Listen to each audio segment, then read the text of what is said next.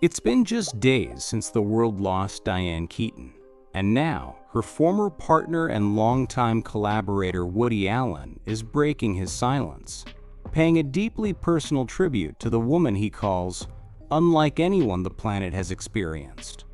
In an emotional essay published by the Free Press, the 89-year-old filmmaker reflected on his decades-long connection with Keaton, a relationship that began with an audition and blossomed into a lifelong creative bond.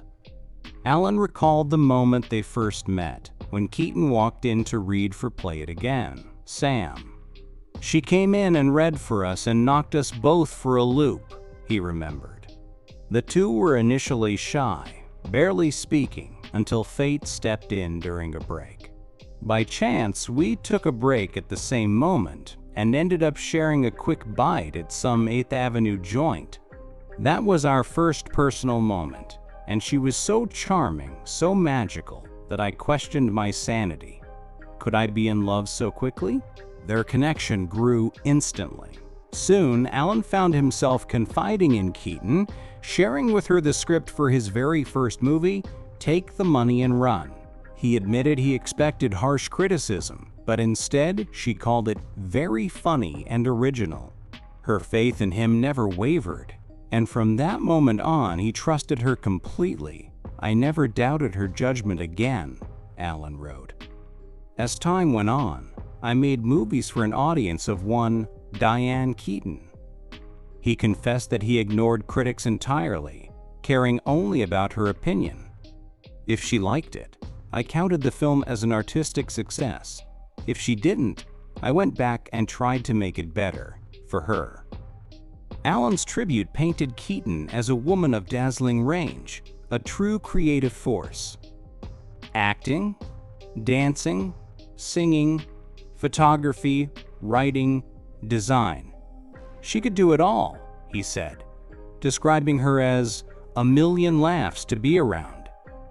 Yet, beneath her talent and fame, he said, was a woman who was completely sure of her own vision. Diane was shy and self-effacing, but totally secure in her aesthetic judgment. She trusted her own feelings. Allen also touched on her iconic fashion sense, that effortlessly quirky, unforgettable style that became her signature. Her outfits defied logic but always worked, he said. In later years, her look became more elegant, but never less original. In one candid and humorous memory, Allen recalled their nights out.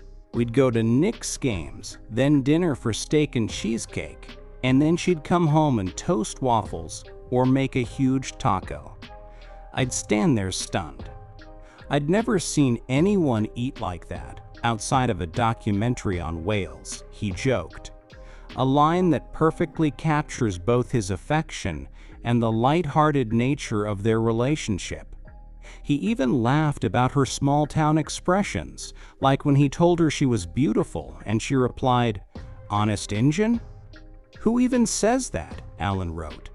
She was a hick, a rube, a hayseed, but she turned into an award-winning actress and a sophisticated fashion icon. In his closing reflections, Allen's admiration shines through every word. To him, Diane Keaton wasn't just a muse, a co-star, or a former lover.